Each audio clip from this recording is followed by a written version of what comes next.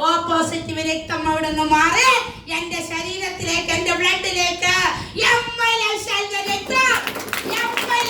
രക്തം. നിങ്ങൾക്ക് ഏത് രക്തം ഉണ്ടാവും? ഓ പോസിറ്റീവ് രക്താകുമ്പോ കുടുംബശ്രീക്കാർ പറഞ്ഞു, ചലോ നിനക്ക് പ്രായപൂർത്തിയായ ഒരു മോളുണ്ട്, നിനക്ക് ശമ്പളമില്ലെങ്കിൽ ഒരു ജോലിയുണ്ട്, നാളെ ഒക്കെ കല്യാണം വന്നാൽ നീ ചെയ്യുന്ന പരിപാടിയിൽ എന്തു പറയും? ചോദ്യല്ലേ. കുറെ ആളുകൾ എന്നോട് പറഞ്ഞു ഇതിന് സീലിംഗ് ആവും.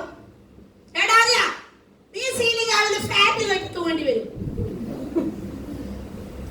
ഓ പോസിറ്റീവ് രക്തം ഉണ്ടായപ്പോൾ ഞാൻ ഇതെല്ലാം കേട്ടു. അതുകൊണ്ട് പ്രിയ സാർ പറയുന്നത് ഞാൻ കേട്ടില്ല. അങ്ങനെയാണല്ലോ നമ്മൾ അപ്ലൈ ലീഡേഴ്സ് നമ്മളോട് നല്ല കാര്യം പറയും, ശരിയല്ലേ? വിജയിക്കേണ്ട കാര്യം പറയും. പക്ഷെ നമ്മൾ ഈ വിജയിക്കാത്ത ആളുകളോട് പോയിട്ട് ഇതിന്റെ അഭിപ്രായം ചെയ്യും. എന്നിട്ട് അവരെന്ത് പറയും? കമ്പനി വന്നിട്ട് 10-13 വർഷമായതേ ഉള്ളൂ, ശരിയല്ലേ? 2013 കമ്പനി വന്നു, 10 വർഷം, 11ാമത്തെ വർഷം അല്ലെങ്കിൽ 12 വർഷം.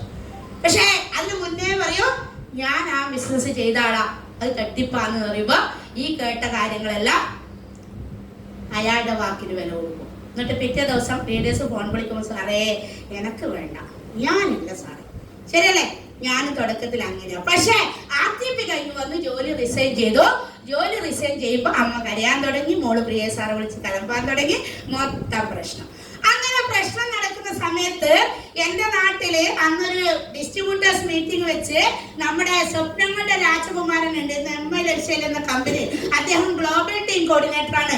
അദ്ദേഹത്തിന്റെ പേര് ശ്രീജിത്ത് കണ്ണവം എന്ന് പറയുന്ന ആ മഹാനായ വ്യക്തി പയ്യന്നൂരിൽ വന്ന് ഞങ്ങളെ ഇരുത്തി ഞങ്ങളോട് പറഞ്ഞു, നിങ്ങൾ സ്വപ്നമുള്ളവരായി മാറണം.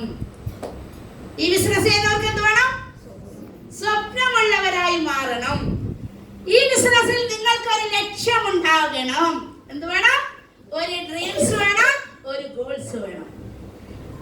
എടേ നിങ്ങൾക്കും വേണം, നിങ്ങൾക്കും വേണം. അല്ലേ? എന്ത് സ്വപ്നം ഇപ്പൊ ഉള്ളത്? ഇപ്പൊ എന്താ സ്വപ്നം? നമ്മൾക്ക് സാധാരണക്കാരുടെ സ്വപ്നം എന്താ? വീടില്ലാത്തവർ ചിന്തിക്കും എങ്ങനെയെങ്കിലും ഒരു വീട് വെക്കണം. പ്രായപൂർത്തിയായ മക്കൾ ഉണ്ടാവുന്നവർ ചിന്തിക്കും എങ്ങനെയെങ്കിലും അവരെ കല്യാണം കഴിച്ചു വിടണം, ശരിയല്ലേ? ഇങ്ങനെയുള്ള സ്വപ്നങ്ങളാണ് ഉണ്ടാവുക. എന്നിട്ട് കുടുംബശ്രീയിലും ബാങ്കിലും ആധാരം പണയം വെച്ചിട്ടും എല്ലാം നമ്മൾ എന്തൊക്കെയോ കാട്ടിക്കൂട്ടും. ശരിയോ തെറ്റോ? ശരിയോ തെറ്റോ? അങ്ങനെയുള്ള സ്വപ്നമുള്ളവരാ. പക്ഷെ ശ്രീ സാറ് പറഞ്ഞു, ഈ ബിസിനസ് നിങ്ങൾ ചെയ്യുന്നുണ്ടെങ്കിൽ സ്വപ്നമുള്ളവരാവണം. സ്വപ്നമുള്ളവർക്ക് മുഖത്ത് എന്തുണ്ടാവും? എന്തുണ്ടാവും? ഐശ്വര്യമുണ്ടാവും, സമാധാനമുണ്ടാവും. പ്രശ്നമുള്ളവർക്ക് എന്തുണ്ടാവും? പ്രശ്നമുള്ളവർക്ക് എന്തുണ്ടാവും? മുഖം കാണുമ്പോ തന്നെ അറിയാം എന്താവും, ശരിയല്ലേ? മാർച്ച് മാസമല്ലേ ഇത്, അല്ലേ? എന്തെല്ലാം സ്വപ്നങ്ങളാണ് നമുക്ക്. വീടെടുത്തവർക്ക് പ്രശ്നം, വിദ്യാഭ്യാസ ലോൺ എടുത്തവർക്ക് പ്രശ്നം, കുടുംബശ്രീയിലെ ലോൺ അപേക്ഷിച്ച എല്ലാ പ്രശ്നങ്ങളല്ലേ? പക്ഷെ പ്രശ്നങ്ങൾ നിങ്ങൾ ഏടിയൊട്ടിക്കണം എന്നാ ശ്രീ സാർ പറഞ്ഞത് അറിയാം.